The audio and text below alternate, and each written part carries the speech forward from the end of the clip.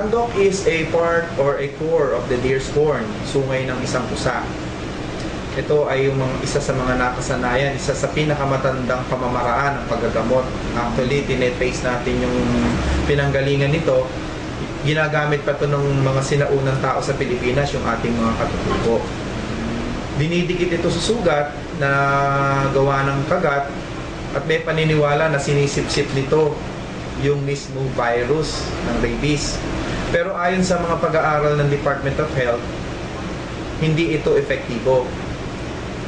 Nakuha nila ang data nito doon sa mga taong nakagat ng hayop na nagkaroon ng rabies. Pag ini-interview nila sa Department of Health, lahat ito ay gumamit ng tandok, imbis yung mga dapat talagang treatment for rabies. So masasabi natin na hindi epektibo ang tandok sa paggagamot o sa pagmamanage ng rabies.